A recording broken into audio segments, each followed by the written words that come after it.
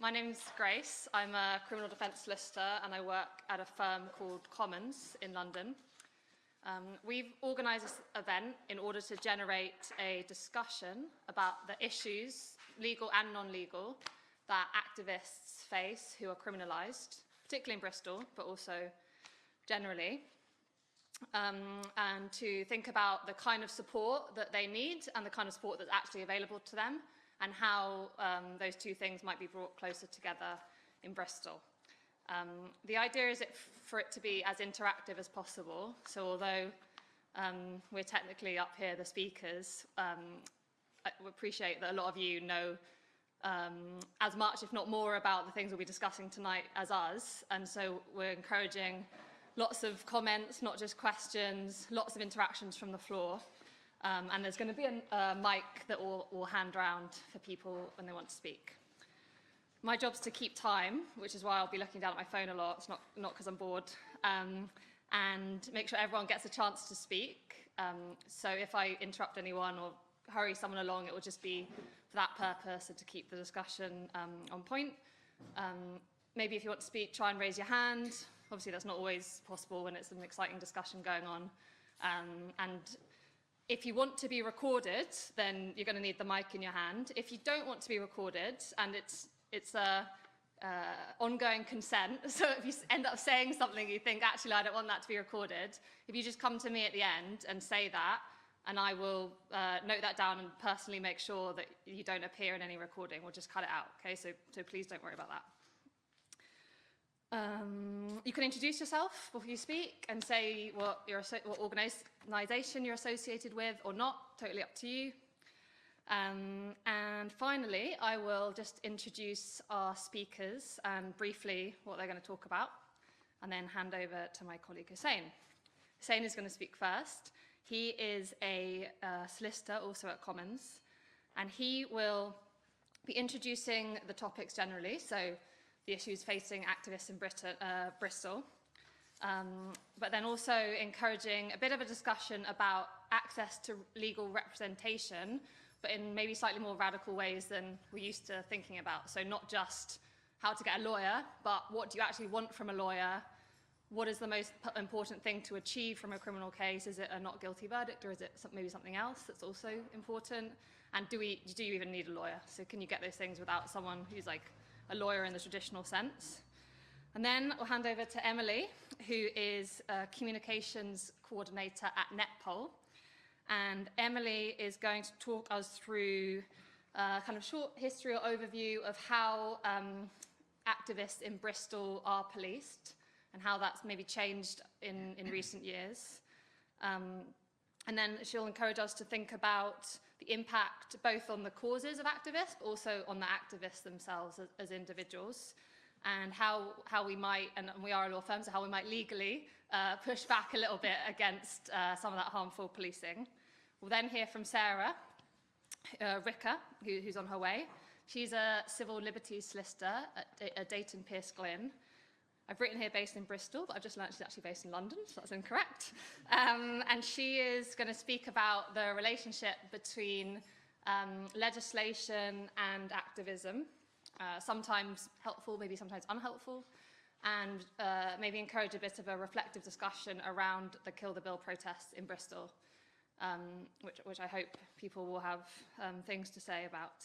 And then finally, my other colleague, Chris Blewett, who's our client support worker, is going to explain what the hell that means and talk about the kind of support he offers our criminalised clients generally, so not just activists, because we represent people accused of the full range of criminal offences.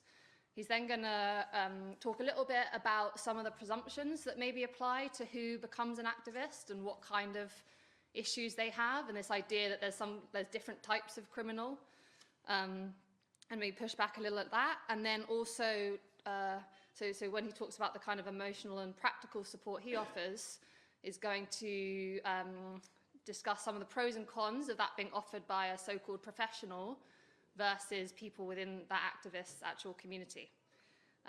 So that's a brief overview of what we're going to try and discuss tonight. Really encourage people to speak. I'll keep reiterating that. And then at the end, some Mexican food is going to seamlessly arrive for everyone to enjoy, which, if nothing else, will hopefully keep you here until 8, and also have a few more drinks before heading home around 9. Cool, all right.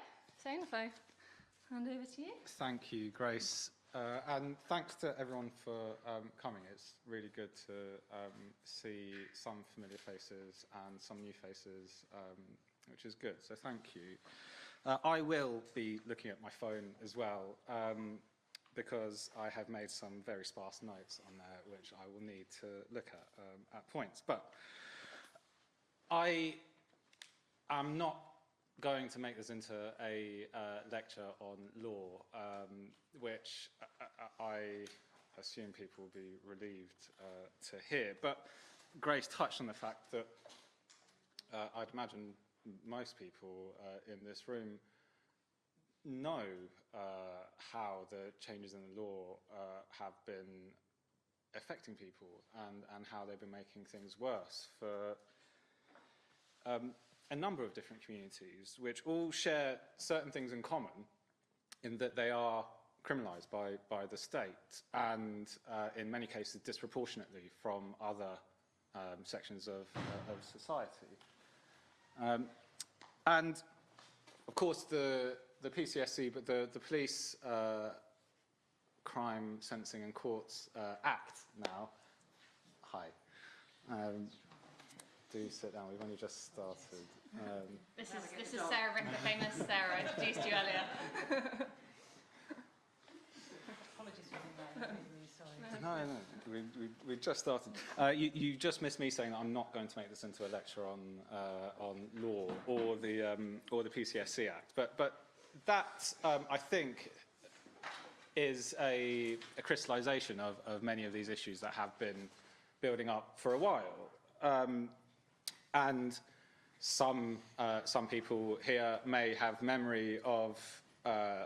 I would suggest the last change of this nature and magnitude, which is LASPO, which is when, amongst many other unfortunate and regrettable things, squatting residential buildings was made a crime, and it had never been a crime before then. And it's been so long now that almost seems normal to a lot of people. It certainly wasn't normal when the law changed. And the worry is that the same will happen to other communities and other ways of life as a result of this. And actually, squatting or travelling is really impacted by the change in the law. So they have essentially come after another community that lives a way of life that is perceived to be counter to the way that the state wants people to live. And it's a continuing trend. And whilst the focus is on the right to protest when people talk about the Act as it is now, one has to bear in mind that that's not the only criminalised community that is affected by these law changes. And we can also see that on protest, it's not just legislative. We can see with the way that the Colston case was sent to the Court of Appeal and how that now has removed a defence that people had, before. If your rights to freedom of expression and assembly were engaged, it had to be proportionate to interfere with those rights by arresting and prosecuting you. Now, if you are causing damage which is more than insignificant or violent, proportionality isn't a thing. With another case, sorry, I am veering into law lecture now, but proportionality as a defence was removed from crimes that don't have a defence of reasonable excuse. So you can no longer argue proportionality as a defence if you are charged with aggravated trespass. And with the Act, things like obstructing the highway can land you in prison, which they couldn't before. But it's not just protests or indeed travelling communities that are affected by the change in the way that communities are policed. We can see that there's a resurgence in an appetite for prosecuting people that go to and take part in raves or unlicensed music events, as the police like to call them. And these things sometimes come in waves, and there was certainly a time where people were being prosecuted for them, and that went away, and now it's back. And you see people being charged with public nuisance, which, as most people here know, is an imprisonable offence. So it's attacks on ways of life and counterculture. And the different communities, they intersect. And one of the questions that I was hoping, among the other questions which I'll come to because I have been talking for a bit now, is how those different criminalised communities intersect in Bristol. For example, you have politicised communities that engage in political activism, and you have other communities that are disproportionately policed in Bristol that are racialised.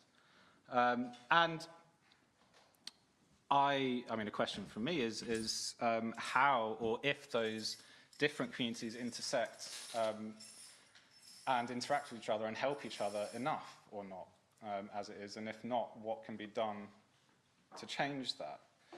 But in terms of representation, and this is really where hopefully some views will come in, is I mean, the question is, what do people or activist communities or politicised communities or criminalised communities want from criminal defence representatives or lawyers? You know, there are very many different types of lawyers from different backgrounds, and some have a history in certain criminalised communities, some don't. Some, you know, what is important? Do you want to feel like, do you want to feel seen by your representative, or is actually the most important thing for you to win? It's not always the same, and the approaches aren't the same. Or do activists want representation at all? Do people from racialised communities want representation at all? Or do they actually want to be able to represent themselves? That's not really something that people talk about. The lawyer is meant to be this silver bullet, and you couldn't possibly you couldn't possibly navigate the system without one. Now, I'm not going to sit here and say that you don't need a lawyer if you get arrested. You certainly do. But there is a conversation to be had on actually, do people need the tools to either not get in that situation in the first place, or actually make sure that nothing goes wrong before a lawyer can get to you. There is a thinking that, or there's an adage that you can't win a case at the police station, but you can lose a case at the police station. And I know that those who have been, there are people who have learnt this from recent experiences in Bristol over the last couple of years. And the problem is now, it doesn't start at the police station. It starts when the officer has their body-worn video recording. So there's this whole bit where you don't have any right to a lawyer, and you're not under caution, so in theory you can say whatever you like, but it's going to get used against you. It's being recorded by the officer's video. That's before you have any chance to get any advice, And actually, at some, well, certainly at raves, for instance, you might not want to be speaking to the police at that point in time. You might want to be speaking to them in a bit. Sorry, I was trying to think how to navigate that sentence. But the point is, the camera's on. The camera's on. So maybe we do need to move past, oh, just say nothing until your lawyer gets there and everything will be fine. Maybe people do actually need to have the knowledge or learn the skills to not lose a case before you even got to the police station. And I guess the link to that is once you've figured out what people want or need, is that what's happening in Bristol at the moment? If not, what's lacking? Because I guess that's what would be helpful for us to know. So, yeah, that's all I really wanted to cover. But I am interested in what people have to say or think about any of that. But no obligation. If there's no views, then there's no views. I can go back to the law lecture. I'm going to get the mic in case anyone does want to jump in at this point. So I think the first obvious question is, right, like, what do you want from a lawyer or a legal representative? Assuming you want one, so maybe that's the first point.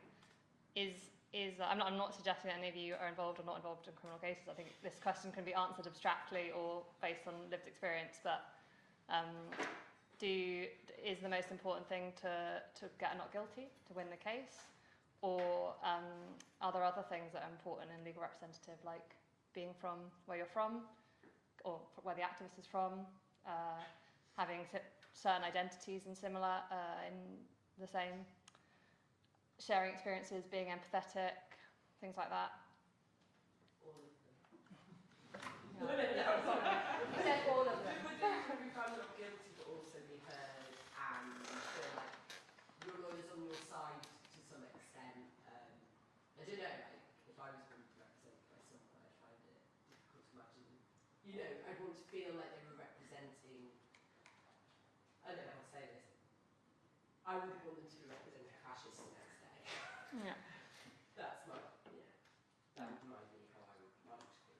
So you'd want them to share the values of you as a defendant? Because I guess the tradition of the bar, at least, so the barristers, is this whole, I don't know if you've heard of the cab rank rule, but the idea that you represent anyone who comes before you and you're an officer of the court, and that's why you can be trusted not to just turn your client's lies into fancier legal language, but actually be a respectable face to what they're saying. So although you probably don't think it, actually that's quite a controversial or radical thing to say, because that's the very opposite of what we're meant to be.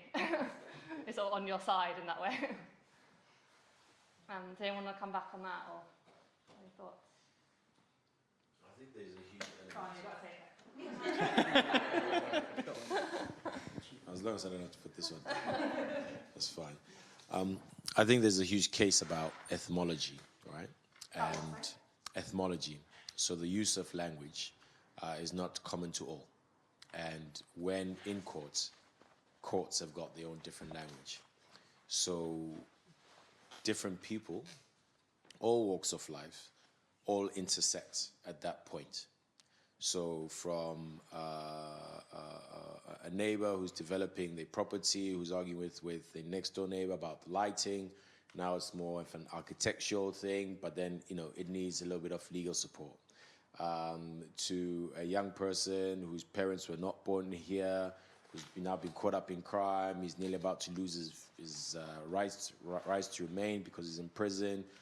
He needs representation to speak in that language when he's entering there. So, I think there's an element of education, but not everyone's got time to learn a language that they may not always be using. So it's not always relevant, right? Secondly, I think there's a thing about temperament or the race relation between ethnicities plays out at the point of intersection, right? Because one may perceive someone's attitude or tone of voice to be aggressive, and then one acts from their own insecurities. Now that one is beyond what we can think could happen. It's just something that seems to happen, and we've got a record of it, right? And Bristol has got this. You know, next month we're doing a screen film with Judah, who got tased and used to be a race relations officer, an equalities officer, also working for Avon and Somerset. You know, he got tased, wrongfully identified. I do a lot of work in the prisons, and we've got a lot of the young boys that have been caught up for drug selling. But when you look at in terms of ethnicity and the quantities, black youths are normally caught for less quantity. White youths are normally caught for higher quantities. So you can already see here who's the pusher and who's not, but the sentencing is a lot higher, more for the black youths, right? So I think the law faculty, and it's a good thing that you guys are cooperative, right, is that we hope you've got some ethics beyond just working with anybody. And I think that's probably why I'm here, is that, you know, you guys are cooperative, and there's probably a little bit more of a value chain that could actually be established. But yeah, I think language is the main barrier between the legal jargon and the common language. Yeah. Okay. Lollipop. Anyone want to pick up on that? Yeah, please, Emily. Yes, for me, having a radical understanding of the criminal justice system is really important for me with any lawyers that I work with and who I'm represented by. I want somebody to be able to get my politics, but I also want them to understand the racialized nature of the criminal justice system, the fact that there is so much we need to dismantle and change in the criminal justice system, rather than standing up for it as an institution, because you still get a lot of lawyers who are still very much within that system, and even if some of their politics are good, they are still very much wanting to espouse the goodness of that system that we still want to work to dismantle. And obviously it's harder for lawyers to say that, but knowing that they're coming from a place of understanding that, I find is really important. I think being able to really represent those politics if you're an activist on trial as well. And I know, like, I used to represent myself a lot, and one of the things I used to love about representing myself is cross-examining cops, because cross-examining cops is a hell of a lot of fun. And I remember I had one trial a few years ago with Tom Wainwright from Garden Court Chambers, and he just asked this cop the most sarcastic question, and I was just like, oh yeah, you can just represent me, because if you're going to ask those kind of sarcastic questions, I'm happy.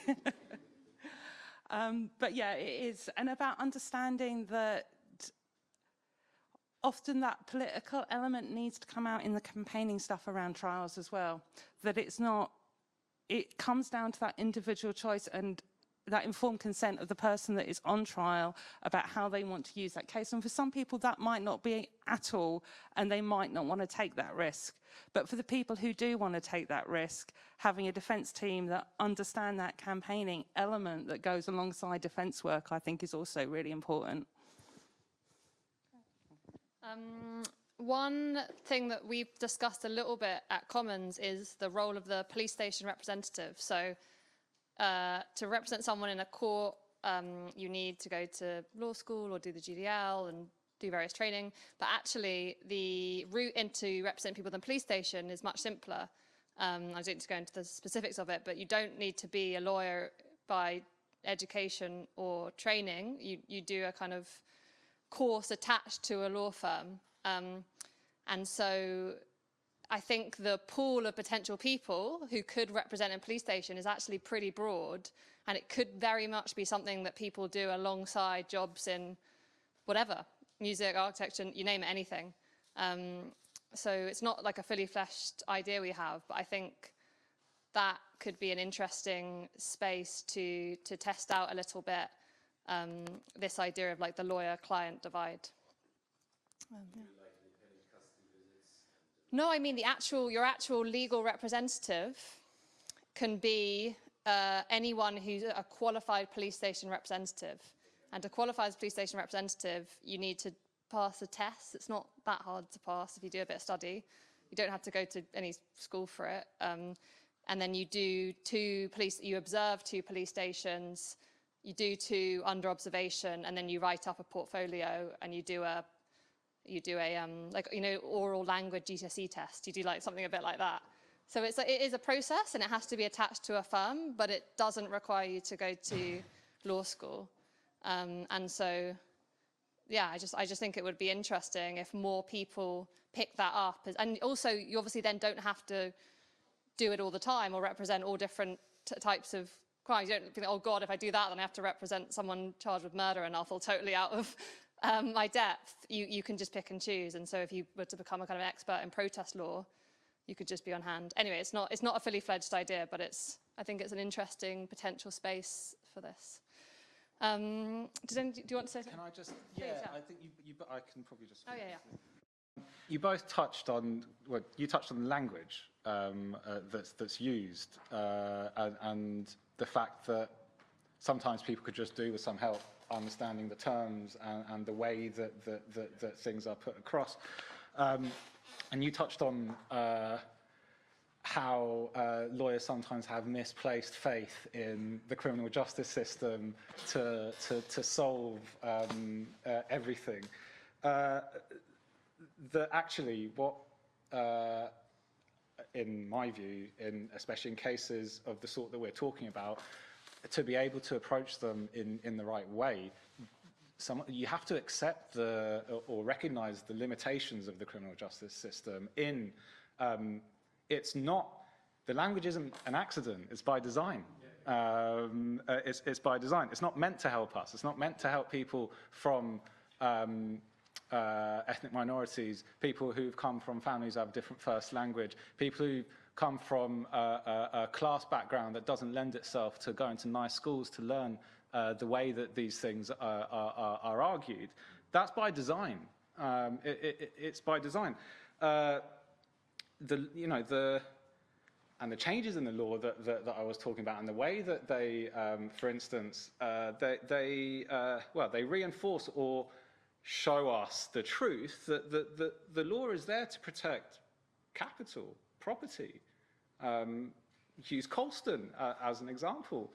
They couldn't let that, they had to correct that miscarriage of justice as they saw it, and put property back at the top of the things that need protecting over people.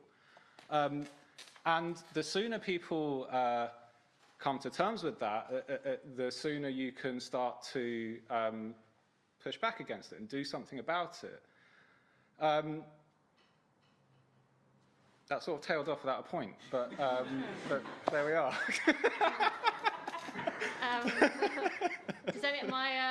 My little schedule is telling me we're time to move on to Emily's section, but has anyone else got something? Oh, yeah, please.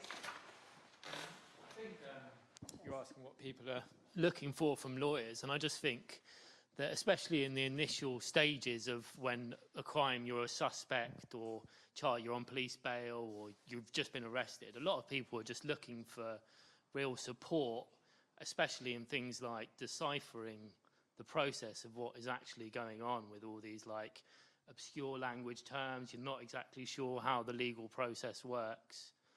And I think, within activism, there's quite a, especially with my experience kind of on the outside of Bristol activism, there's a lot of support there from defendant solidarity groups and, formal, informal groups that are there to support people from the moment they've got arrested.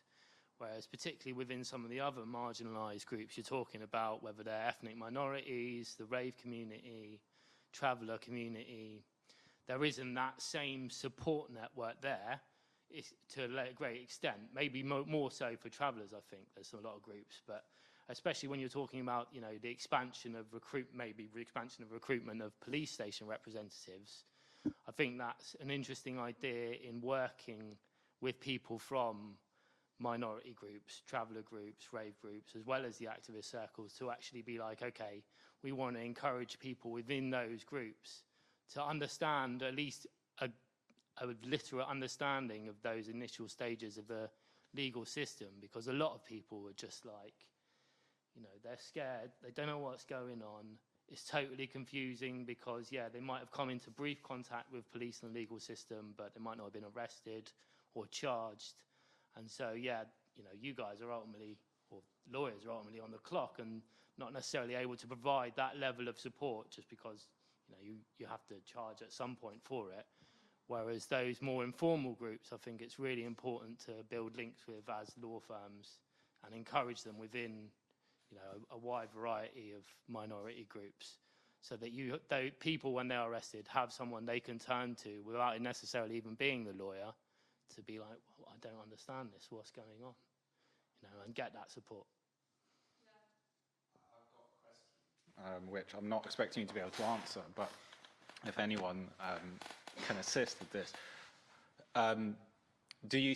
Why do you think that people from other groups aren't accessing that support as much?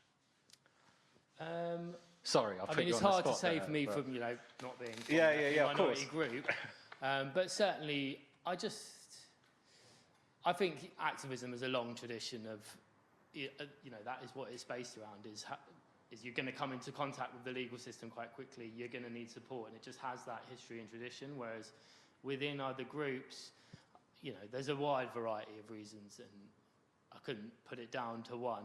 Certainly within traveller community, there are formal groups that are there to provide legal support, so maybe that's less of a good example. And within squatting as well, but again, they're underfunded, they're under budgeted. A lot of them, you know, for squatting it's ASS, they're based in London, and so I just fear, I don't know. So you touched on the point that I was hoping you were going to touch on, which is that there is support there. And maybe it's a question of people not knowing that it's there or not knowing how to access it, because, like you say, they haven't been taught that they are inevitably going to end up coming into contact with. I think there's a lack of education around these issues of what, you know, people know within all these communities. A lot of people know if you get arrested, you don't say anything. You know, that is quite a normal thing to be taught within most marginalised communities, but what they don't say is, like what you're talking about, that actually that criminal process and the possibility of you being prosecuted could start from the moment a policeman is filming you on camera, and at that point people don't necessarily A, are even aware of that, and B, know that there are certain things you should not be saying when you are being filmed, or there are certain things you should not be doing because, well, especially, you know, stuff like raves, people don't even see necessarily what they're doing as criminal, but the state obviously does. And whether they take that viewpoint at the end of those events when they start arresting people, you know, you can have already have implicated yourself in something on camera. And people just aren't even aware of that, I think. So yeah, I think education is, especially in those respects, is really important. Yeah, sorry. Activism is the reaction of the oppressed, right? In a way to express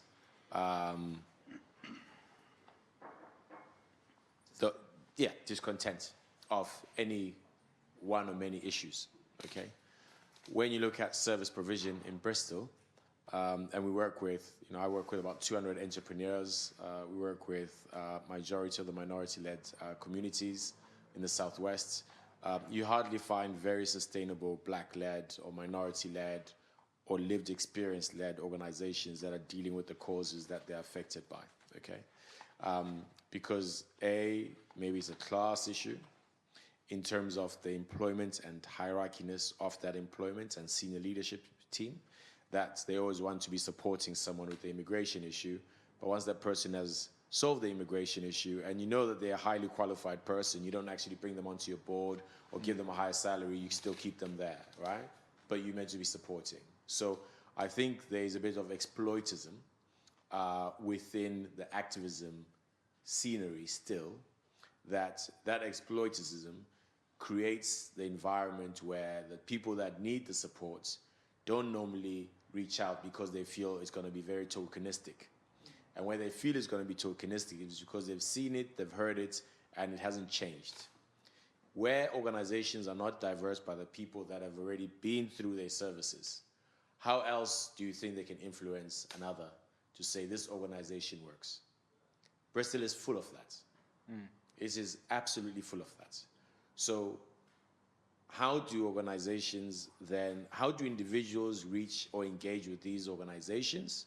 I'm not saying they need to be removed and start afresh, no.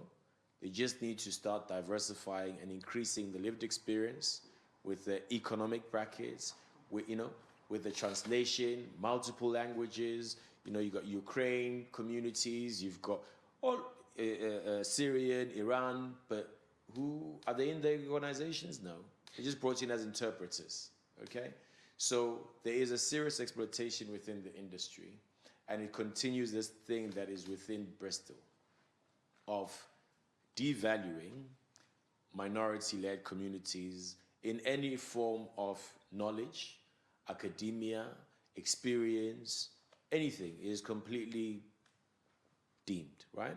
So therefore they will not reach out because the energy is like, I'll keep my energy and I'll use it somewhere else, right? And I think that is the issue. We're not seeing the progressional ladders happening from voluntary sector community to commercial organizations. We're not seeing that.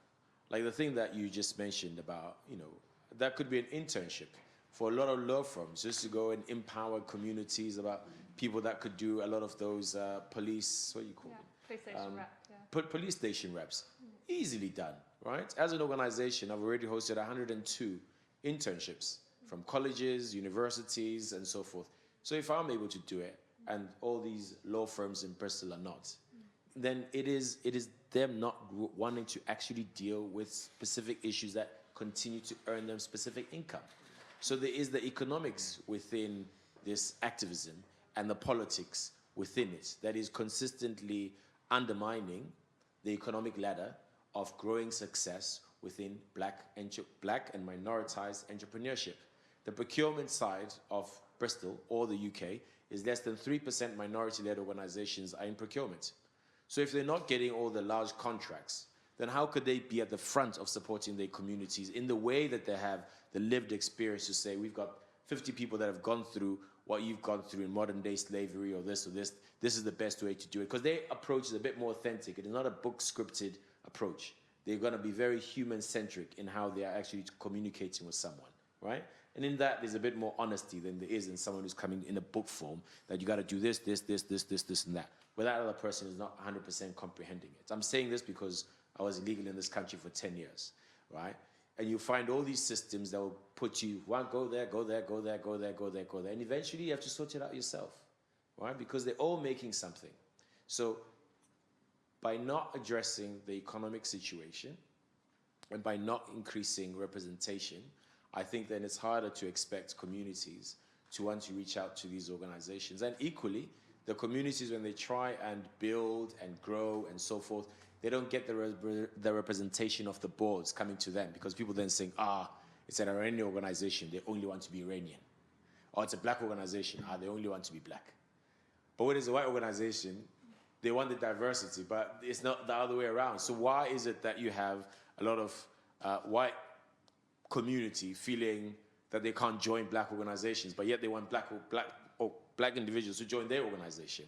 It's a two-way thing, that the human capital has to also go into black organizations or minoritized organizations to really bring in that influence. And if you're going to have a lower pay grade, that's just part of the ball game, you know what I mean? That was really good points. Thank you so much.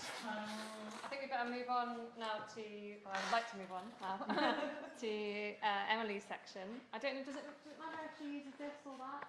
Try it up to you. There we go. Is that all right? Yeah, no, that's fine. Or we can... No, that's fine. I don't mind. Okay. I'm easy. So I was going to talk a bit about sort of policing in Bristol, but also policing more generally, because a lot of the themes to do with, especially around sort of policing and protest, in Bristol also apply in other areas.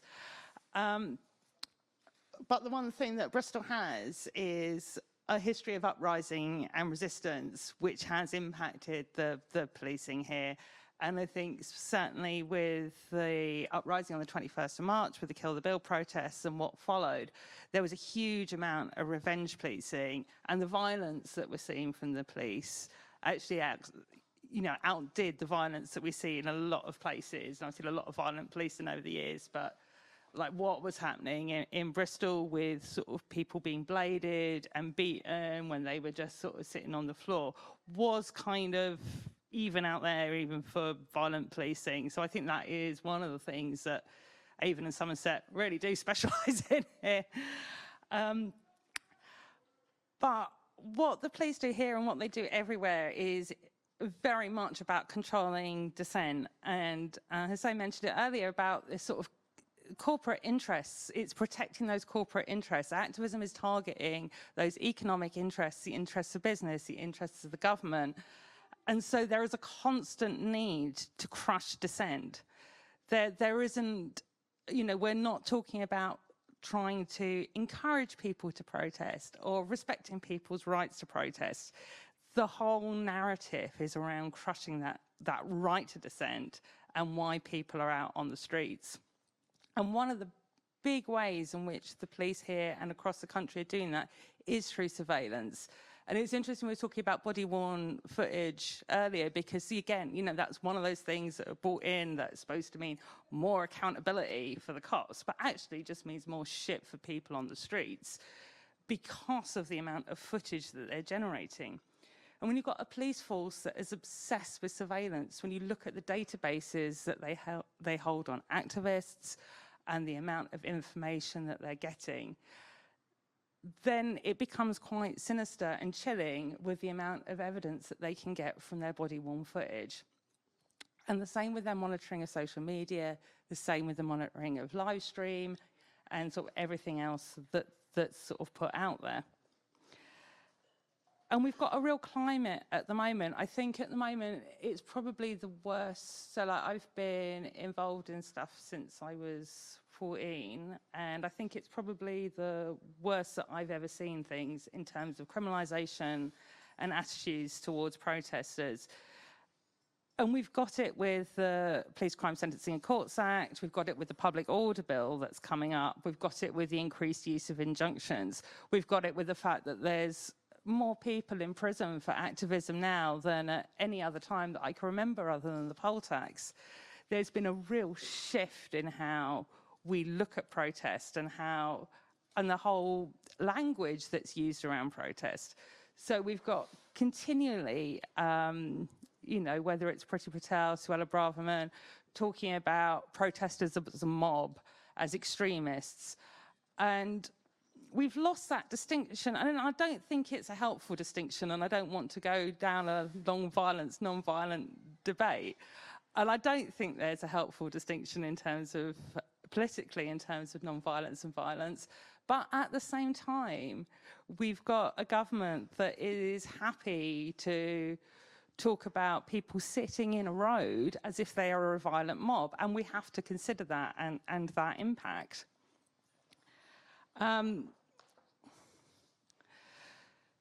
And I think in terms of what's changed, it's very much both that climate in which sort of protest is taking place, but also that technology and surveillance that's being used. So if you look at the uprisings on the 21st of March and the evidence that's been used against people, so much of the evidence that's come from body-worn footage, that's come from people's live streams, wasn't available even 10 years ago. And the amount of convictions that we're getting now based on that type of technology, based on people live streaming and not thinking about what they're doing and thinking it'll all be fine. Please don't live stream. And then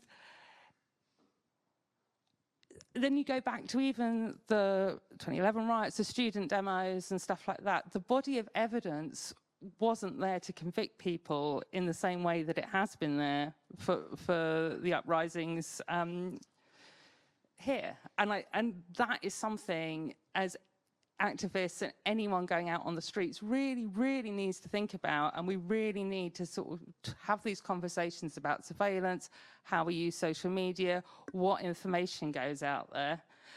And so, you know, I'm a core participant in the undercover policing inquiry. I was spied on by many different spy cops over the years, kind of lost count. And we're pretty sure that the cops are still using undercover policing and those kind of tactics. Those kind of tactics haven't gone away.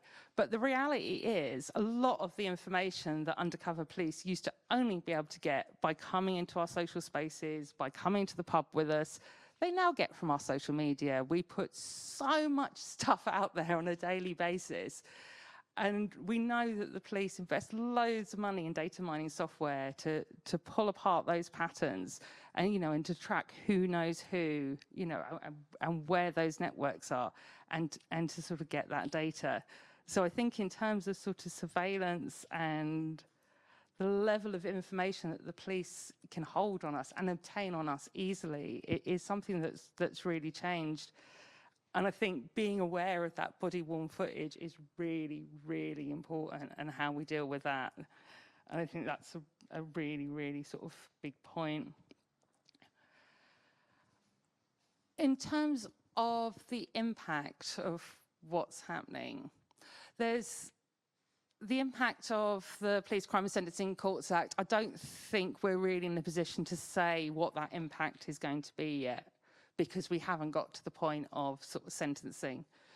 But it does have an impact on how people are feeling about protesting. Now, some of that was through some quite bad messaging that came out at the end of the campaign when it was still a bill, saying this is the last legal protest, which wasn't really very helpful because protest is still legal, even if the police and the government don't like it, like, it is still legal.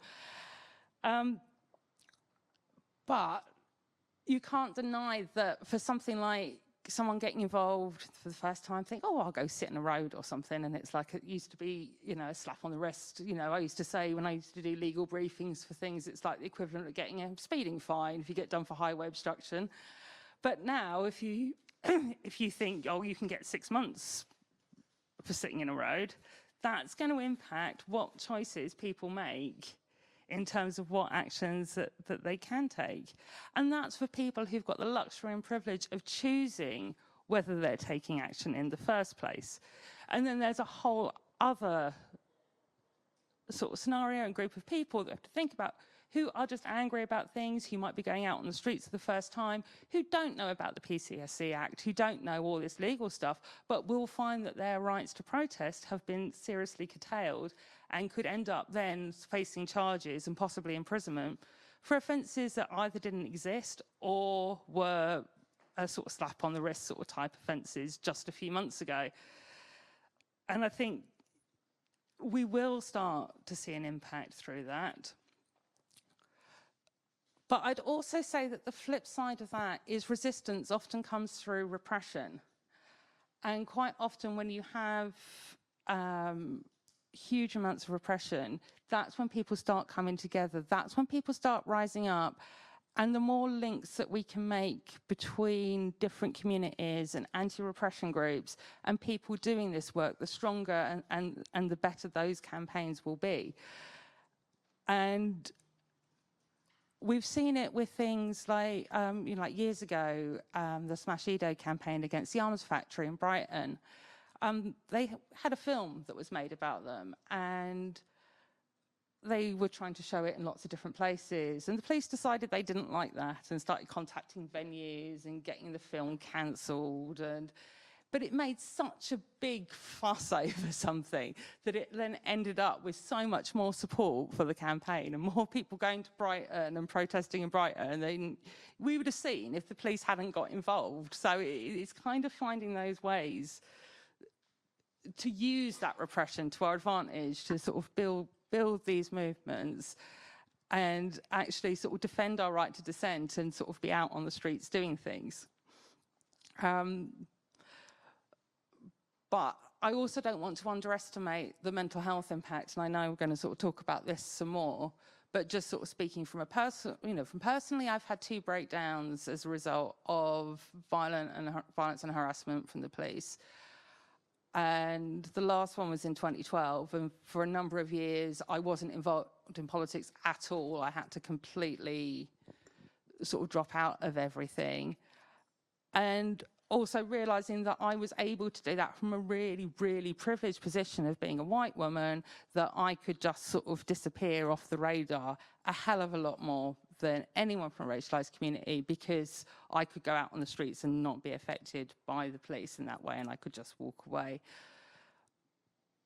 But we've got a police force that brutalizes people, that harasses people, that is institutionally racist, institutionally sexist, institutionally classist.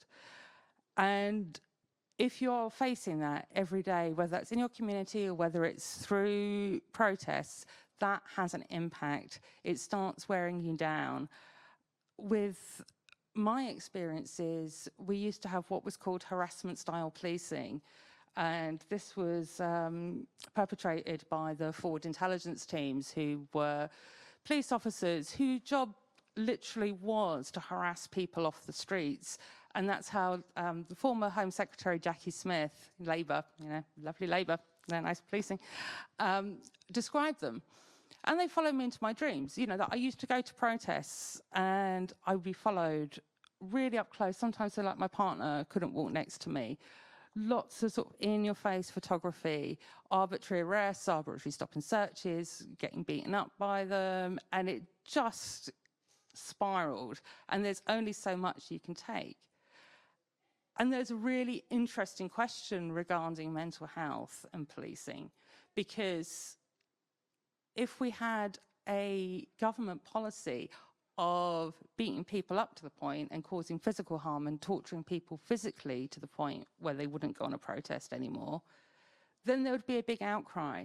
But when you have policing strategies, and we've seen it with the gangs matrix, with stop and searches, the forward intelligence stuff came from football, where the whole purpose is to harass and intimidate people so much that they won't go out on the streets or they don't feel safe in their communities.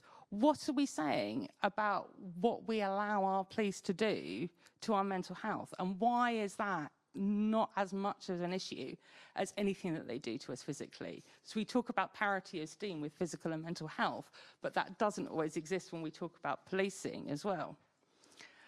But to finish on a more positive note, I think we've got, for example, all the Cop Watch groups. We've got Bristol Cop Watch, who's doing brilliant work. We've got those kind of groups that exist around the country, a lot of which have come out of the Kill the Bill movement.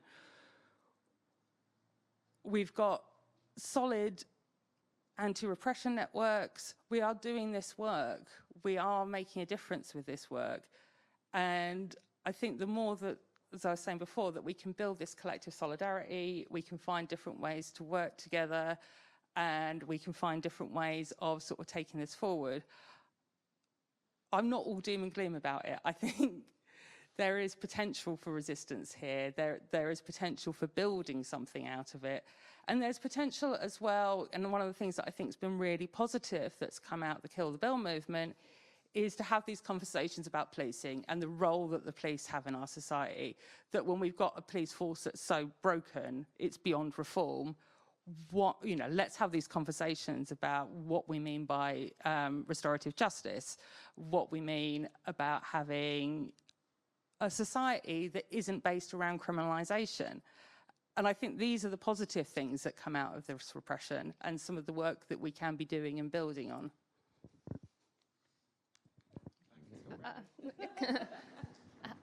I wanted to ask you, and also put out to the floor, when you talked about social media, is social media also not helpful? I'm not saying you have to accept this, but if it is sometimes helpful to the activist cause to be live streaming the police officer or live streaming the event, then how do you square that circle with the risks that it poses? I think social media is very useful. I don't think live streaming is, because you don't have any editorial control. Make sure, the technology is there now that it can be backed up to the cloud. It doesn't need to be live streamed to make sure that it's preserved. As long as it's being preserved somewhere, you don't know what's going to happen in that instant.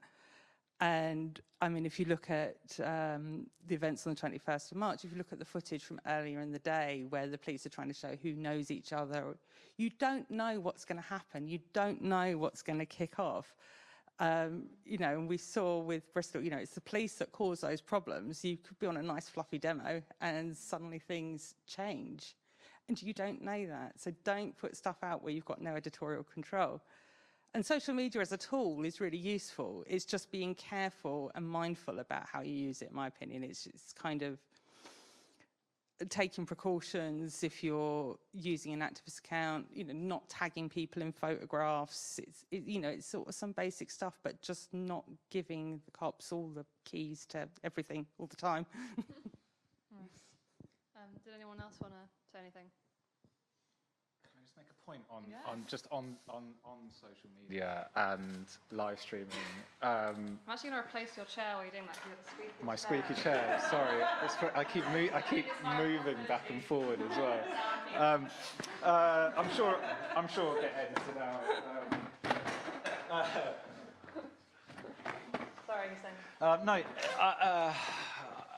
I perhaps have quite a hardline approach on this, so apologies. But I generally think that, I mean, personally, no good can come out of live streaming, or no good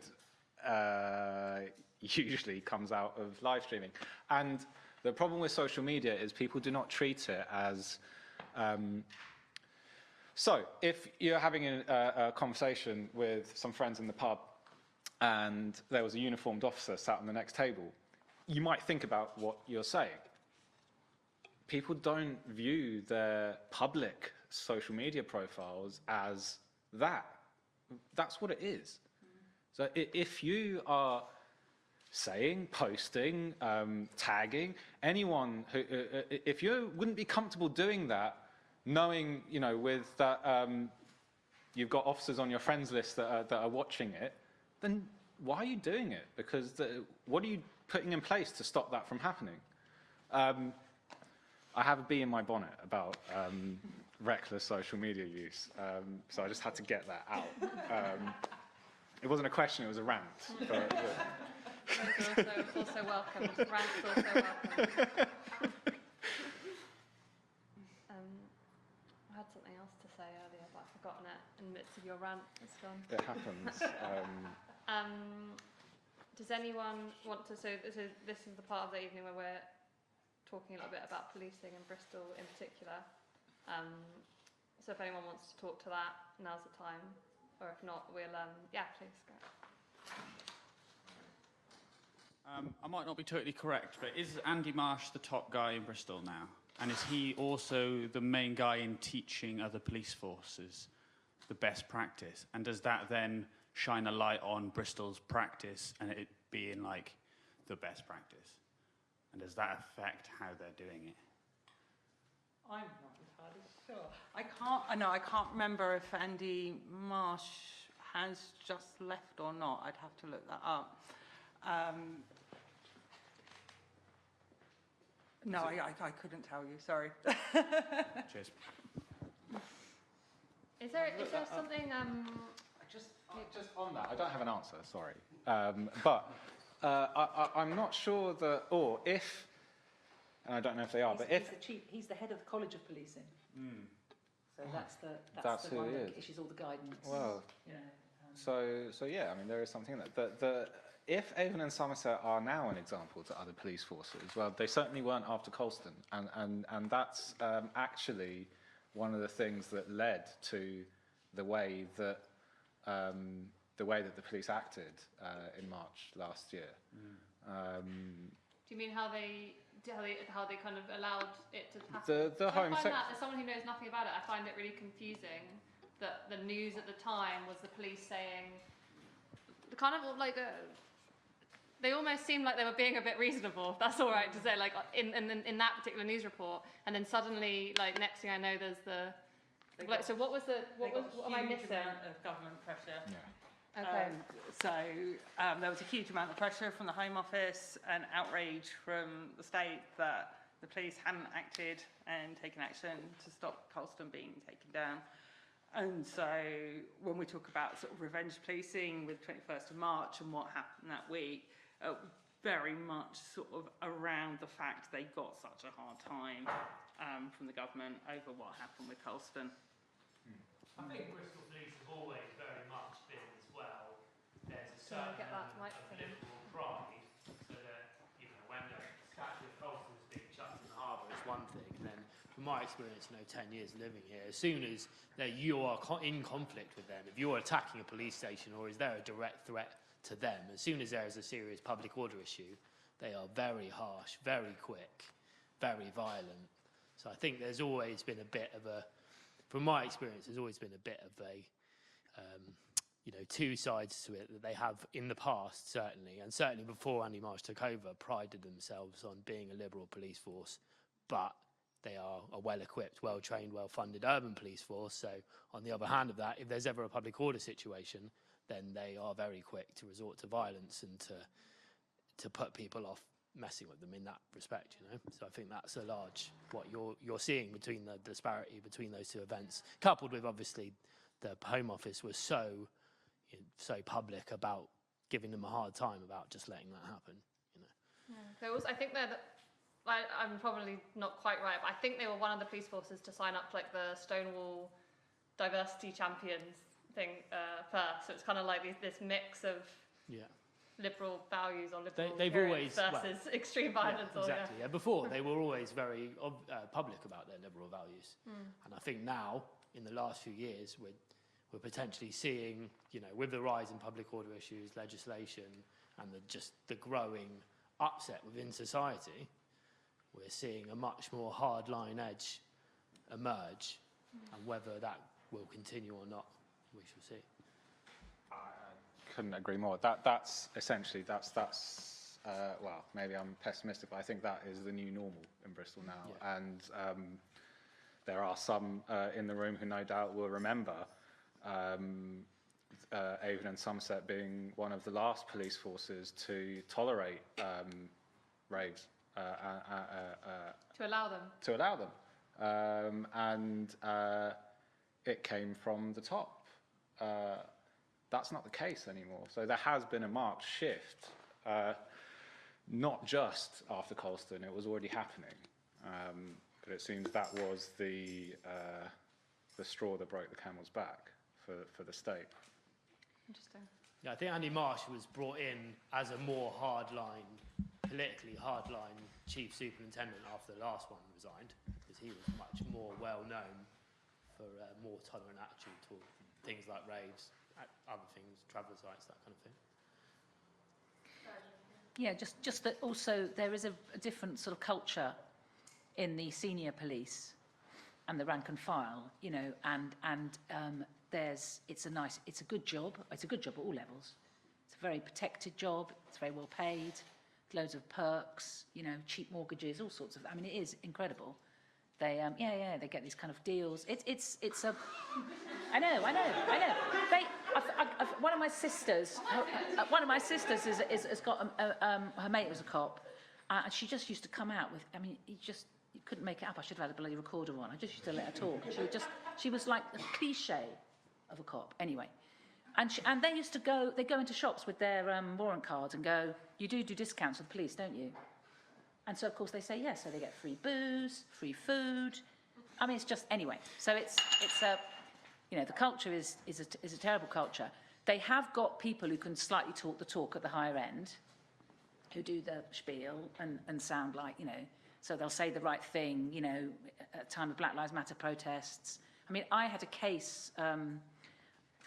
with which it's Leicestershire police, where they'd killed one of their off-duty coppers had rallied a crowd to restrain and kill a black bloke who was involved in the robbery of the co-op, and it was really had smell about it of a lynch mob.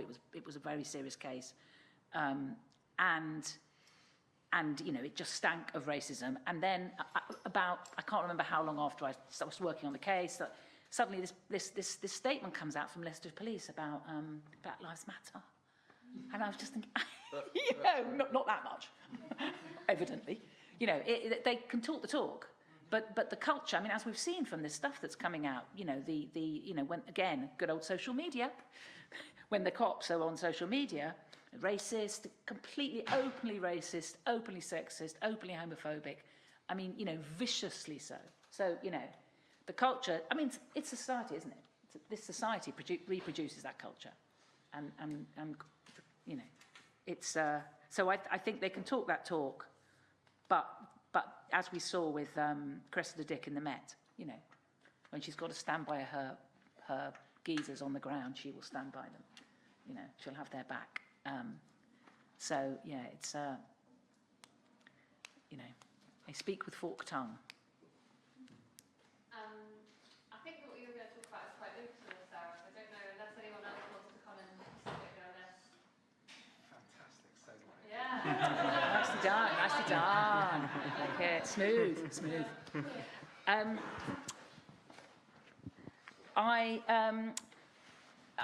I'm just going to, I thought I'd say some sort of fundamental principles, and I'm not quite sure whether this is a lawyer's fundamental principles or what people should expect of lawyers.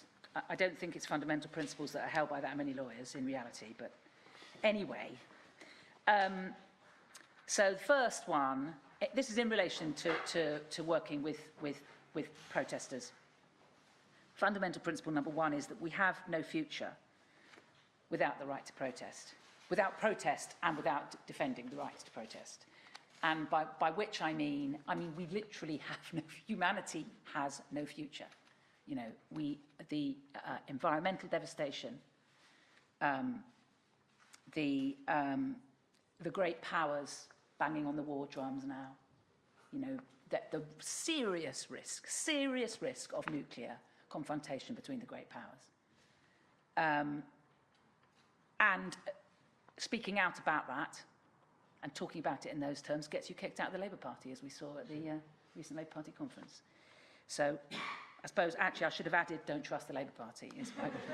It isn't there, but it's a subhead of every single one of these. And the unbearable pressures that are on poor people, ordinary people in this country, even in this, still one of the richest countries in the world, the unbearable conditions in which people live, and particularly, you know, the disproportionate numbers amongst that section of society that are minoritized, racialized. I mean, the crisis of mental health, actually, you know, across whole sections of the population. It's an unsustainable society. It's unsustainable even with the wealth that flows in from the fact that we make life unsustainable for the majority of the planet. I mean, it's quite an extraordinary, set of circumstances, and the only answer is resistance and struggle, because it will not come from the Houses of Parliament, and it won't come from the courtrooms. Which takes me to principle number 2, which is the law is our foe, not our friend. It is there to protect existing power relations, as you were saying, Hussein, and it has ever been thus. It doesn't mean you can't use it. It doesn't mean it's a tool that can't be used. And it certainly doesn't mean that when it's used to attack progressive forces pushing back against the reaction and the appalling, the repression, the cuts, the attacks on people's living standards, the attacks on their rights, that it doesn't mean that you don't do the best you can to fight back using the law and representing people like, in the criminal justice system, criminal injustice system, more like. See what I did there?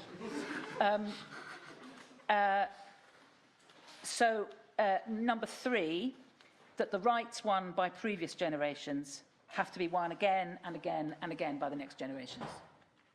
And you can never take for granted what rights we have.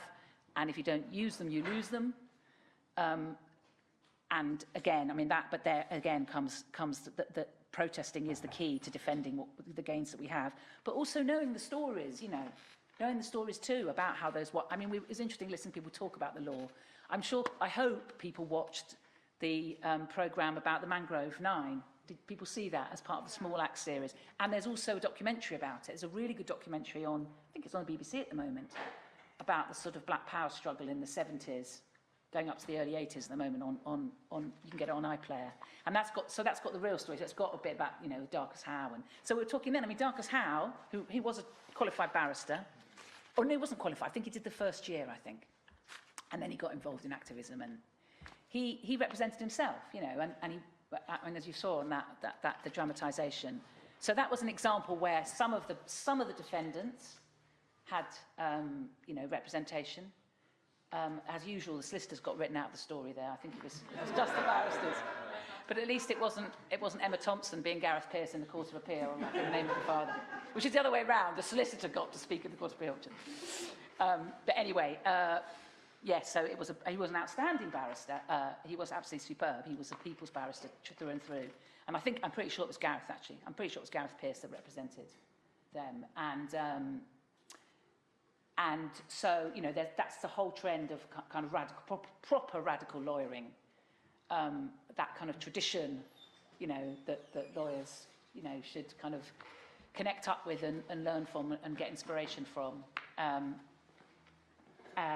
So, I mean, I was also thinking of, you know, like I was just checking about like Mandela in his you know, the Rivonia trial. He made a 3-hour speech at the end of that trial before he was sent to prison. You know, can you imagine that now? I mean, that's under apartheid, for Christ's sake. It's like, oh, that sounds quite democratic. You know, can you imagine any defendant? How does I think he probably represented himself. He was a lawyer, wasn't he? So I think maybe he represented himself, but they definitely had lawyers as well, so I don't know how. You know, and Castro in Batista's Cuba, making his speech from the dock, history will absolve me. You know, perhaps we should dig out some of those speeches and give them to our clients and make. But, you know, they barely even get a chance to speak, you know, most defendants now at trial. I mean, the other side often, you know, the defence lawyers hardly get a chance to speak. So it's, yeah, I mean, it's interesting to look back to times that seem so much worse and think, actually, Jesus Christ, how have we lost those rights, you know, in those really bad times? They did have, you know. But it's also inspiring. They're really inspiring stories, you know. And it reminds you that things are possible. My fourth principle is solidarity, solidarity, solidarity. You know,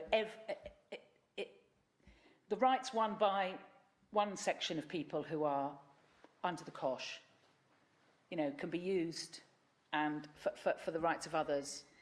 And when one section of people are under the cosh, everyone, you know, they need to get solidarity from the others, and and not dividing up, not thinking, oh, it's a different struggle. It's all one struggle, and that is such an important. I mean, it's not really a legal point; that's a political point. But I think it is relevant to how you, from a lawyer's point of view, how you practice. Because, I mean, I spoke about this at my firm recently, but I do a lot of cases about the state killing black people, and I do cases about the state refusing to protect black people from racist attacks, for example, and protect women from attacks. And when I first started doing that work, it was seen as a little bit, well, it wasn't seen, everybody felt a bit uneasy about it, because you were asking the very state that most of the time you were basically telling them to fuck off. Suddenly you're going, oh, but not now. Actually, now we want you to come over here. So, of course, this is the whole, you know, the debate about, you know, carceral solutions, which is a very, you know, much more well articulated in the US than it is here, but is still a thing here too. And so, in terms of that thing about recognising that everything's connected,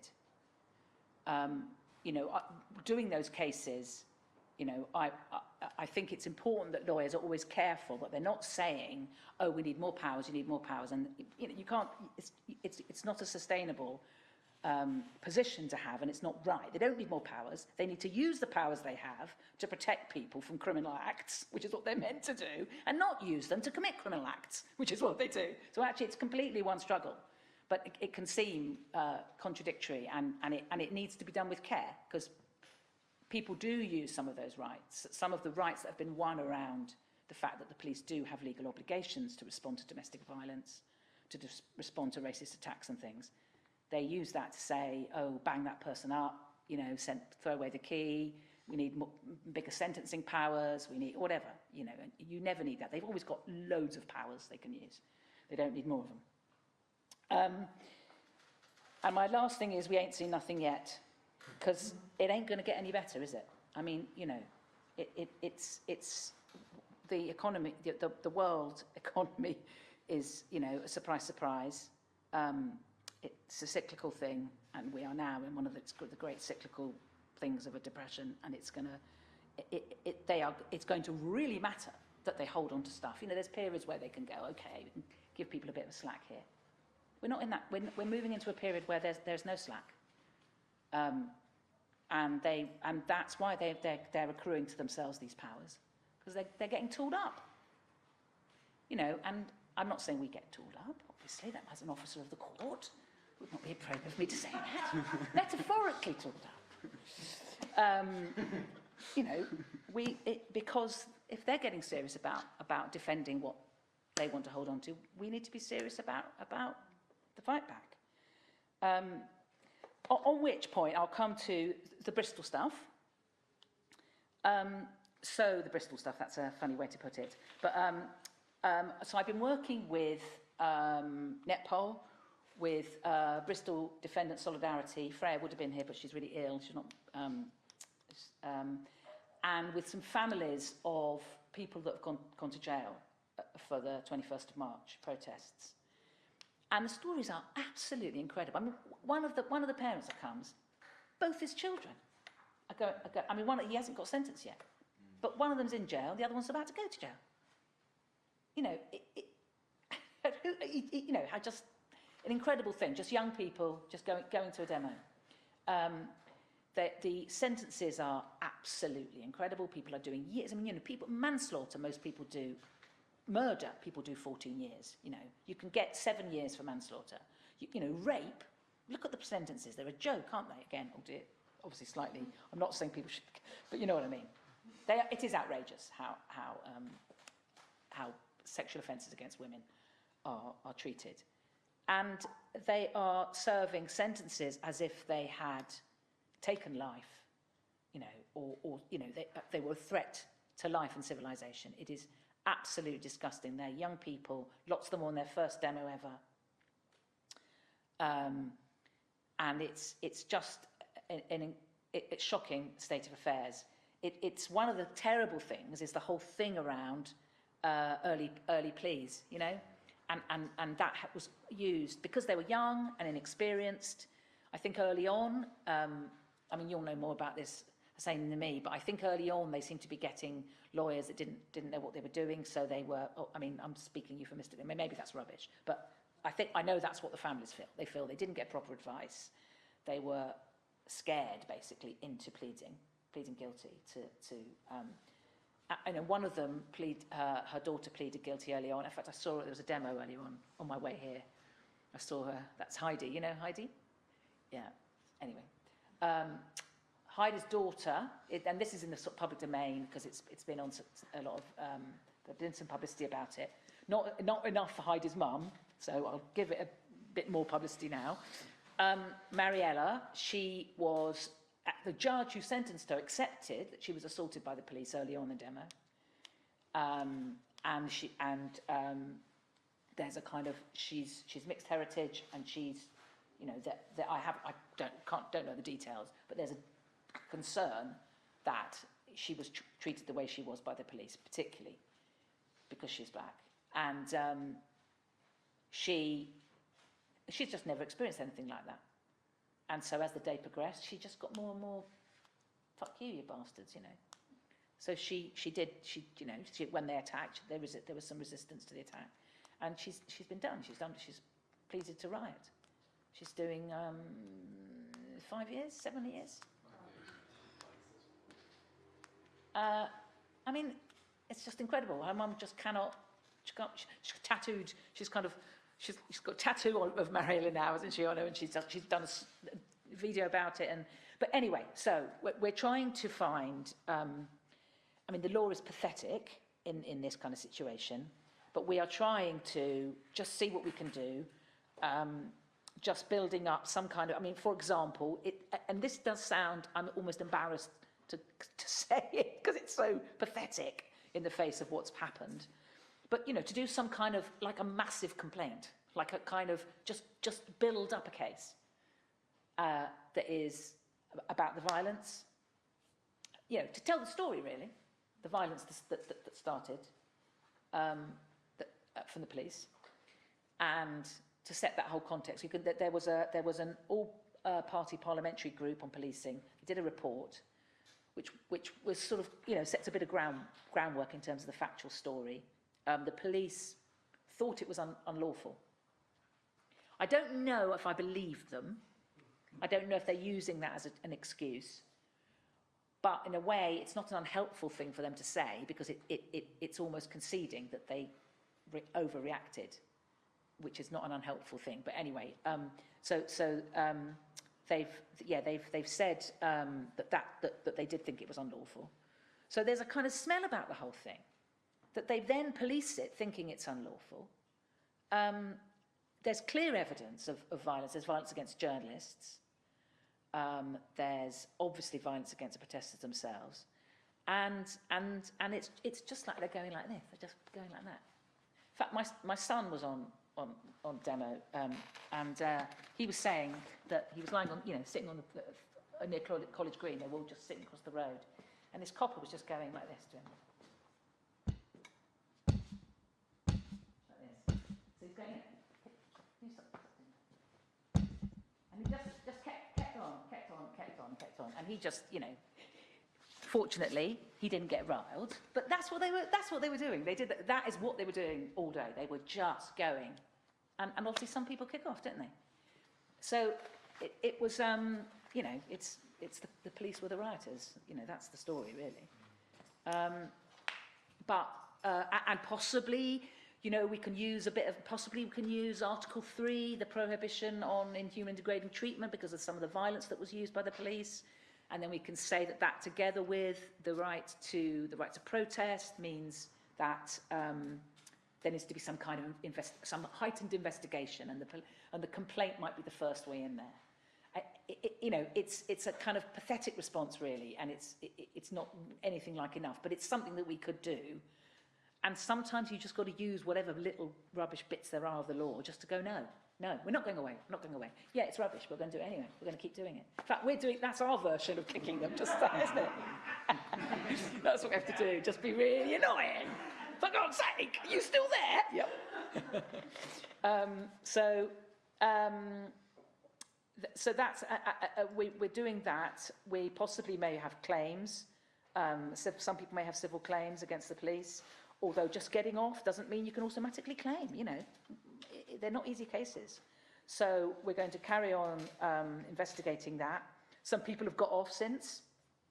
Some, you know, but it's tough. I mean, as you say, it's clear that social media has not been the protesters' friend. You know, they have got people because of what the filming shows. And unless you get lucky with a jury, you know, there's plenty of juries that will just think, what the hell were you doing? Bunch of layabouts, you know. Go and get a job, you know. We've all had that on demos. You know, and the other thing that's really shocking, actually, is how few people have come forward. Even though we know stuff went on, I mean, I've put out calls to say, like, to talk to lawyers doing what I do, you know, like, has anyone got any clients? So I didn't respond. I don't think, you know, two journalists have tried to do something. One has been given negative advice by a lawyer. The other one, he's been offered 500 quid or something. You know, so we know there were journalists that were pushed, assaulted, basically. And yet there isn't, as far as I know, there aren't any complaints, claims being brought. We know that there was violence and that people, not everybody was prosecuted. So people will have been subject to violence. We know there were dog bites. We know people, quite a few people got bitten by police dogs. But it worked. It scared people. It's bloody scary being in the middle of that. And I mean, I guess perhaps that's another thing too. It's that sort of getting, perhaps, as things emerge, it's watching stuff, showing films about like getting people educated so that they can know what to expect, that they feel kind of prepared, and they see themselves as part of something bigger, so that sometimes it's almost treating it more seriously. It's like it's not a walk in the park. This is the state. When the state, it can all seem quite nice, and they're chatting to us on the demo. That's nice. I must say, never chat to cops on demos. But anyway, there we are. Sometimes people are young and they have experiences, and they just do. But don't they seem nice? And when they turn on you, my God, you realise it's the iron fist in a velvet glove. Not that they have velvet gloves, because there's be a budgetary issue there, I think. So, I mean, who knows? We'll keep plugging away, but please carry on supporting. There's a lot to go through, isn't there? Do you know how many trials are left? Too many. There's definitely quite a few. How many are we talking generally, like, Charles? I mean, is it like 100? I mean, I've got the. I think it's definitely. It's 70, 80 odd convictions so far, Yeah, isn't it? yeah, so that's not convictions. That's just convictions. Not many acquittals, and many still to come. Many still to come. No, it hasn't been that. No, it hasn't been that many convictions. That's the total. Was that the total? Number of imprisonment, years of imprisonment. I knew 70-something was a figure. And also just the very fact that something Hussein has explained to me before, but often in Crown Court trials you will have kind of 9, 10, 12, even a little bit more than that, all tried together. But it seems in these cases that they've really split people up. Yeah. And you've got some theories on why that's happening. Yeah, and I'm sure Emily does as well. My personal Does that theory. make sense? What I've just said? Okay, cool. My personal theory is that it's easier to convict one person because it's easier to separate them from a body of people that all think something that's justified. It's easier to separate them from a body of people who are acting reasonably or proportionately because it's one person. If it's 10, it's harder to, they can't all have been, yeah, and that's my theory. Some might say it's because of the juries in Bristol. If you're a prosecutor, can you really trust the jury in Bristol to not acquit everyone if everyone's in one trial together? Would you want to take that risk, or is it better for your stats to have 100 prosecutions and you might lose 2 or 3, but you'll hit 90? Probably a lot easier to send one young person naive to jail than it is to 10 people who are in front of 10 kids. Yeah. Exactly. And again, it's that divide and rule thing. If you've got 10, 12 people as a collective case, you've got that kind of collective solidarity. So it's taking things like, the Justice of Bristol defendants and the parents coming together afterwards. Whereas if you've got that many people on trial together, people work together, and yeah, it can be really stressful and things can go very wrong with that. But you do have that strength. And I think that's one of the things that they were trying to break. It's that picking people off. And, and yes, it's the same sense. You get more convictions. You get the people who plead guilty. You get the people who are found guilty. And also the toll that takes in terms of the grassroots group. So in terms of like Bristol Defendant Solidarity and the work that's being done locally to support people. If you're supporting people through one trial and you've got 12 people at once, that's a lot less work than supporting 12 people through 12 different trials. So I think it's all these things coming together in terms of different ways to break down people and break down that solidarity. And I think it's also worth just sort of commenting on quickly on the use of this riot charge that needs the consent of the Attorney General, that hasn't been used in similar situations, that people were arrested for violent disorder, and you know, that it came as a shock when people started being charged with riot, because we were expecting people to be charged with violent disorder, but not with riot. And that was seen straight away in the sentencing of the people that pleaded guilty. And it's still being seen now. I mean, the thing that's changed now is, at the beginning, the Crown Prosecution Service seemed to be under instructions not to accept any lesser charges whatsoever. And then after, there was a couple of hung juries, a couple of acquittals, and then they got instructions to think about it. So we see more people now who are pleading to violent disorder in particular, who might have a case for violent disorder, but it's not as clear-cut as riot. And once people have spent, you know, they've spent over, you know, a year and a half on bail for riot, and then you get the chance to plead to violent disorder, you're much more likely to take that plea than you were if you were charged with that to start with, because of, like, losing that weight. And, sorry, can I come back on another thing? Please, yeah, that's Sorry, that must be terrifying. I just wanted to sort of come back on sort of something else about those Bristol cases. Is, you know, one of the things we've been saying for the start, it's about changing that narrative. We had that night when we had all those police officers with their broken bones and their punctured lungs and whatever else had happened to them, all of which was a total lie.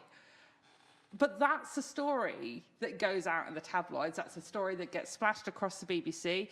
That's a story that is still in people's minds. If you talk to people who've got no understanding of these things, of like, oh, all these police officers got hurt, there was all this damage.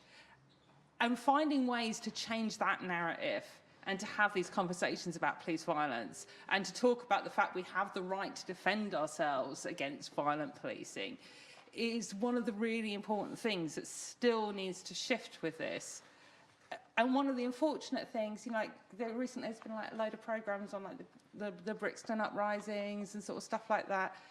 And there seems to be this set period of time we have to go through before the sort of mainstream media goes, oh, people were right to rise up then. That was really good that people stood up to that violent policing. Oh, good job it's not like that now. You know, and I suspect another 20 years we might be doing this with Bristol, but that is too late for people, and we need people to realise this now and change this story now, rather than waiting to be exonerated by history, which is what the mainstream seems to do with utter blinkers the rest of the time. Yeah. Sorry, that was a rant as well. No, that was a very, very, very good point. Just on one thing Yeah. that on the consents. I mean, it's, again, this is sort of technical lawyering, but obviously it's quite important if it gets you off. You know, we are sort of we've talked about this, haven't we? Saying, you know, checking that the DPP did actually consent, and because there are cases where they don't, and you know, people. Jerry Adams, leader of Sinn Féin, brought a claim 30 years after he was interned. You know, in the 70s. They interned nationalist young men without, they didn't have to have any grounds to suspect you of anything. It was just being, I think, between 18 and 25, I think, and male and Catholic. You could be interned without trial. And it was just to deal with the IRA, basically. And it turned out, 30 years on, he got his papers and they released them, and you had to have a signature. And there wasn't a signature on his bit of paper. So he brought, 30 years later, he brought a claim for false imprisonment against him. Just, you know, it's a kind of, it's just a ha-ha, isn't it, really? But, you know, we all like a bit of that, don't we? So, you know, you never know. And that there might be a case where they just didn't actually sign, you know. But who knows? The other thing is, you know, trying to find out whether there was political pressure put on the, you know, were there conversations between the CPS and the Home Office, putting pressure on them to go for the riot charges. But it also part of the story of riot, in more recently, the use of it is the same old bloody thing about social media and footage, because of course, you know, people weren't going around filming the Brixton riots, uprisings. That's a funny thing, isn't it? I always say uprising, and you know, and yes, it's now become the thing that people say. It's quite nice, isn't it? Because I think people look at me like I was mad. They didn't know what I was talking about. I think food is coming soon now, so I'm going to move over to Chris. I'll slide support worker. Thanks. Yeah, I'm not going to talk about the law at all, sorry.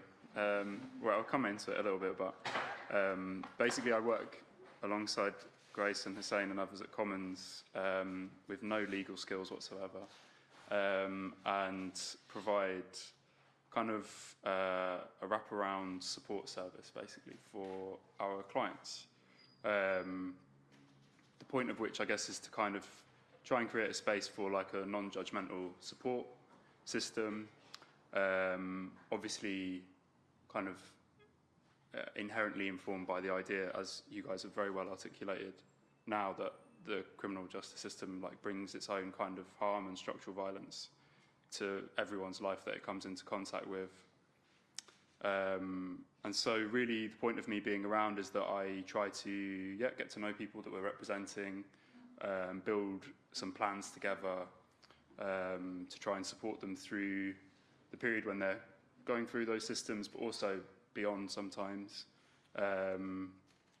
So the language they use in the States where this model is slightly more established is called holistic defence, which from a chat when we got here was fun because it sets off people's imagination. Sadly, I think it is a bit more dry than your imaginations might imagine, but yeah, I think it's a work in progress, which is a cool thing and an exciting thing. And the idea, is that we take people, in a very holistic sense, which the criminal justice system kind of actively does not do, and insist upon trying to see, people's needs very fully, acknowledge them fully, and try and address them as far as we can. As I say, like kind of understanding throughout that going through policing, contact, courts, potentially prison, that takes like a humongous toll on people's mental health, on their well-being, and also has like substantial practical implications. Obviously, really complicates people's access to everyday things, housing, work, benefits, all of that business. Even people's contact with specialist support services, mental health services, or the NHS. You see those things all come under immense strain when people are also going through the criminal justice system. As well as obviously just like interpersonal relationships and stuff like that, strain on family, friends, and romantic relationships and all the rest. So the work I do with Commons generally kind of combines like a pretty even split between practical stuff, like basically being a pain in the arse to anyone. One of my clients called me her own personal Karen the other day, which is... she said it was a compliment, but I don't actually understand. I'm sorry. It's just like a complainer as well. Like there's a long history of Karen. No, I don't. Oh, okay. I'm sorry. Showing my age. It's like potentially, it's a bigger conversation. Okay. Maybe. Sorry, Pete. Sorry. No. I think basically the implication would normally be quite negative, but she insisted it was a positive thing because I just am a pain in the arse. And you fell for that. Yeah, that's the other thing, is I'm very, very naive. But I think that makes me decent at the job. So basically I do a combination of practical stuff where I am just being a pain in the arse to local authorities, housing teams, NHS services, mental health services, and then balanced with that is quite a lot of emotional support for people, which is mainly stuff like attending court, where networks like BDS don't exist for people, just like regular phone conversations to offload, just all of that sort of stuff comes under the emotional support banner, really. I think a lot of the stuff that I do probably won't surprise anyone here. A lot of the last year I've spent chasing housing for people. A lot of the people I'm working with obviously are in and around like social housing, housing association stuff. You've got obviously terrible living conditions for a lot of people that just don't get taken seriously, as we've seen with fatal consequences recently, but that's the sort of thing people are living with day to day, that just is repeatedly ignored, right the way through to like risks of eviction and stuff like that, where generally the point of me is just, yeah, to be a pest and a pain. And then I think a lot of the rest of my focus goes on, yeah, trying to insist on access to other services with, I think as everyone in different ways has touched on, like the kind of growing sense of like a society-wide mental health crisis, if you can call it that. So, you know, these services have been depleted for 10 plus years from existing from a not particularly strong starting point anyway. So, yeah, navigating those early stages, assessments, repeating your same story to different professionals, all of that sort of nonsense that people have to go through. That's the point of me being around, really, to try and either help someone do that more confidently themselves, or to take some of the strain off when they feel like they would rather someone else was doing it.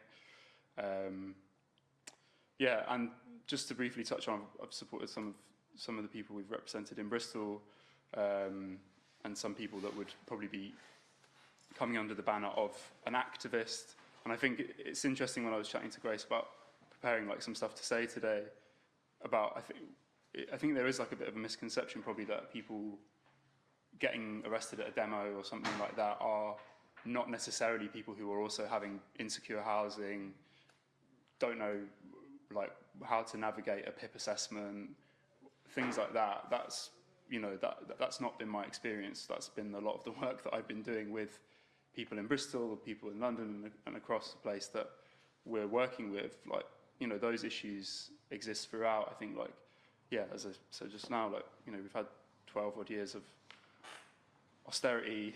We had, yeah, years before that of ramping up all kinds of legal drilling into people's lives, surveillance and so on. Before that, like, people are coming into the contact with the criminal justice system more and more and don't have that like safety net of the state around them to support in the way that I think a lot of people imagine they do. They think perhaps if you have a mental health crisis, it's not the most difficult thing in the world to get in the front door of your local NHS service, to see someone, to talk about it. It's just like distinctly not true, sadly. So that's why I think Commons felt the need to have someone like me around. And I suppose the last thing I wanted to briefly touch on before opening out is, like, I'm very aware from my own experience and from my sense of doing this type of work, mainly in the charity sector for 10 odd years now, is that, you know, we well know, like, Bristol Defendant Solidarity Network exists, Anarchist Black Cross exists, these things exist in activist circles, in non-activist circles. People have neighbours, they have family and friends, people on their road who will spring into life when crisis hits. And I think there is like probably a bit of a conflict between having professionals doing that sort of work as well. I think perhaps those things becoming professionalised, you lose perhaps some of like the radical ethos, or if that's the right word, behind that work. We do that work because it's important, because we understand the state does not take care of us. And I think there's a risk of that being lost when professionals start doing it, when it starts being a job where you have a card. I have a card. You know, yeah, I'm in it. I think we gave you a card. You did, yeah, lots actually. Yeah, and so there is, I think that's a potential conflict. Like, not necessarily, I think it is useful. Like, sadly, I think, you know, social care professionals, a social worker, in my experience, is much more likely to come and do a Care Act assessment if I say I'm a client support worker from a law firm than if I'm calling on behalf of a friend. Yeah. A social worker is much more likely to come and do that assessment soon. They're much more likely to eventually acquiesce and offer some temporary housing if you use that professional moniker rather than I'm calling on behalf of my mate. So there are definite benefits there, but I think there's probably also, as I say, like potential pitfalls about losing what that work is about, an obscuring of what you were saying, Sarah, about solidarity is like, and solidarity, not charity, as a lovely post over there has, like that ethos, like the charity sector is really good at rinsing. And I think there's a a risk of that sort of thing happening. So I'm interested to hear as well about, you know, my experience of coming in and supporting only a few people in Bristol is that there is, with the solidarity networks here, a bit more of that around, maybe than in other places. But as I say, I think there's also benefit to having sometimes a professional title, someone who can take some of that strain. But yeah, I think it's probably a good idea for criminal defence firms to have somebody around doing this sort of thing. But I think it's quite an open question as to what that would look like longer term. This doesn't really exist much in the UK at the moment, where it exists in the States. I think it's already quite professionalised. They're normally social workers and psychologists, and they're employed by law firms, and you know that does a certain thing to it. So yeah, I'll leave it there for now, but I'll be interested to hear what people think about the idea of of where that support can come from professionally within communities, whether there is a conflict there, whether I'm imagining it, and anything else. Yeah. I was just ask how long that role's existed. There was someone doing a pilot of it before me. They did it for about 9 months during like the heftiest bits of COVID restrictions and stuff. So I think the role was really limited to lots of phone-based stuff. And then I've been around for a year now. We have like 2 more years of funding from the same pot that makes me exist. And then I guess we'll see what happens after that. Yeah. Are you able to fit what your clients need into the time? Because I just imagine that the need is great. The need is, yeah. I think it's interesting. I think the need is great. And I think it's interesting compared to, say, working in, previously I've worked in secure mental health settings where obviously you have a captive audience, literally. And before that sorry, that was a horrible pun. I didn't mean that. And before that in disabled people's organisations where you're doing work where people are very used to coming into contact with social services or the local authority. And I think in this role, people understandably are a bit more standoffish about the idea of perhaps engaging with those state bodies and stuff. So I think I've certainly found there's a bit more of a sell often that needs, unless someone has an immediate need at the point that I meet them, there's a bit more of a sell, but the need is like once people get engaged, there's just, yeah, too much to do, I guess, as you'd expect. I imagine it's kind of a bit of a weird concept for them. Yeah. You. Yeah, thanks. In a nice way. Actually, originally Chris's title was Crisis Navigator. Yeah. But like it was just not working. So we opted for client support worker, which is that's the new less jazzy, but like says a bit more what's on the tin. It's a fantastic model. I think it's fantastic. It's a brilliant thing to do. I mean, it is tricky, isn't it? I mean, what you really need, what we all need, is a political movement. If you have a political movement, then people get educated. You know, they do amazing things that if it was a job, they'd be being paid loads of money for. You know, running conferences, speaking at events. You know, just doing. But it's a fantastic thing. It gives.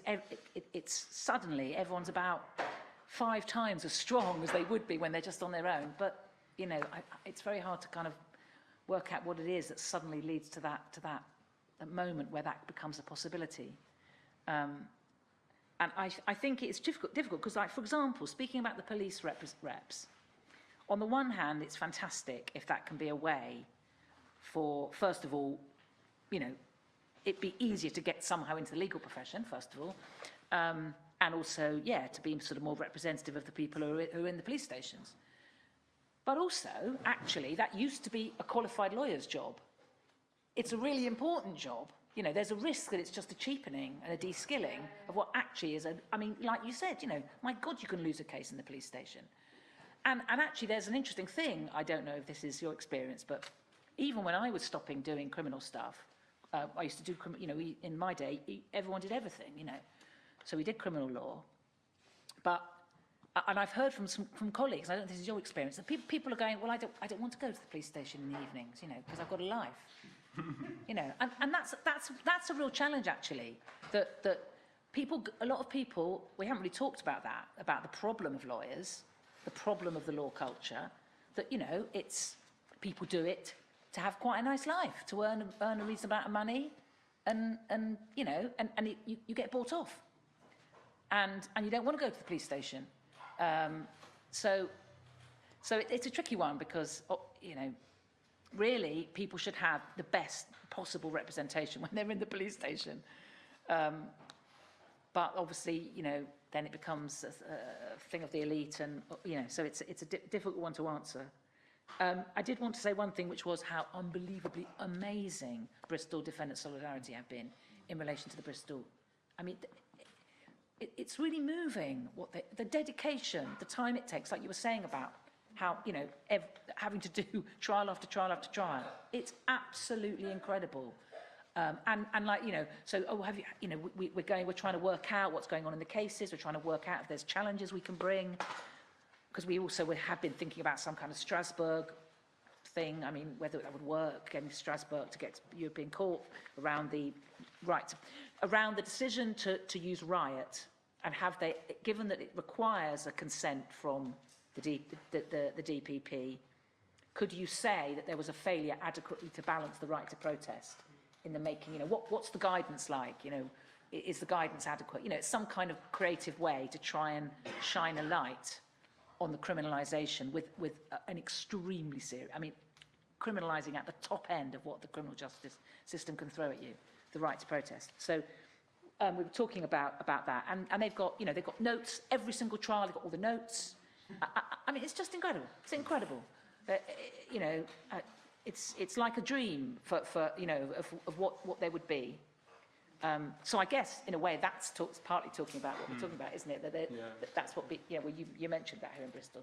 And another thing, other thing I wanted to say was, there are some really inspiring examples. I was at, there's a Haldane Society, which is the socialist lawyers thing. They have a kind of conference every now and then. And I went to one of them, and they had lawyers from all over the world. And they had this really much older American lawyer, who's an employment lawyer from New York. And she told this fantastic story. I just thought, oh my God, that's exactly what you should do. Of how, she said there was a whole period in New York, I think it started in it was like the 80s, a renewed sort of sucking in of cheap labour from across the border, you know, from the South, Central America, and, you know, and beyond. And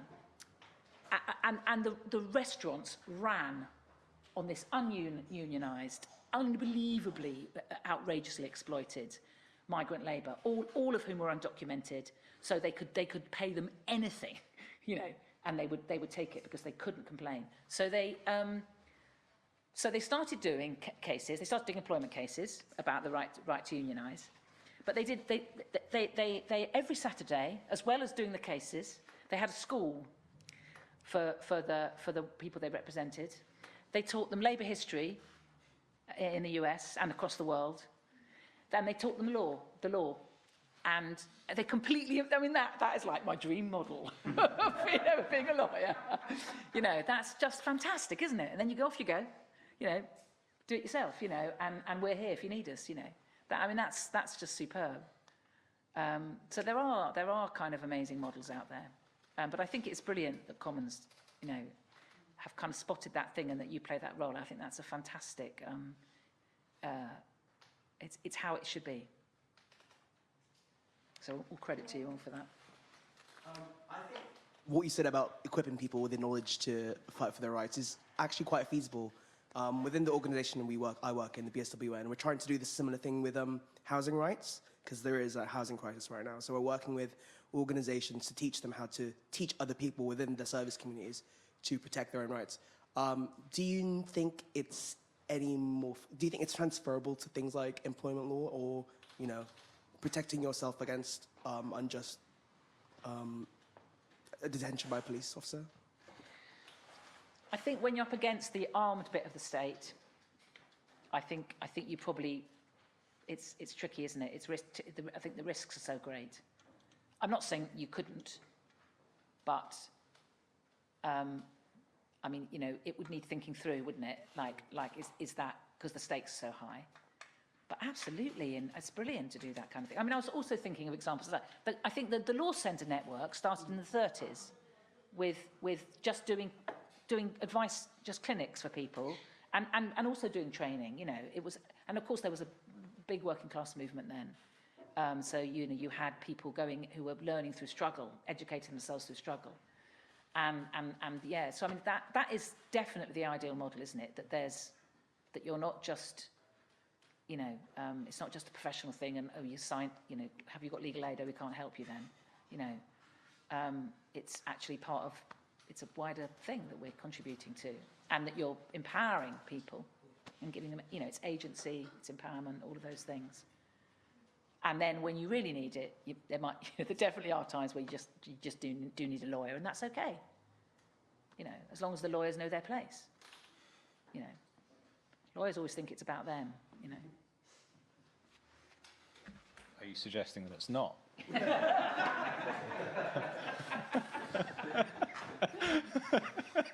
I think in the activist context in particular, one limit for the model that we have is that surely you do need a certain amount of security in order to be willing to take the risk that some types of activism involve, right? Like, I do imagine that if you have really unstable housing, mental health needs that are going to suffer more in prison than perhaps another person would, you're going to be less likely to take to the street. I mean, that's not based on an experience or something. I just that seems to make sense to me, and so our model wouldn't work within that, and you can't replace communities and education and all these other holistic things with someone who comes in once you are already criminalised. Anyone else want to chime in? We can wrap up soon. I think there's some food coming. No? Okay, great. Well, thank you so much for coming. Also, yeah, we'll eat and have another drink at the bar, and like I'm sure the chatting will continue to flow. But thank you so much for coming. I'm just going to clap for our speakers.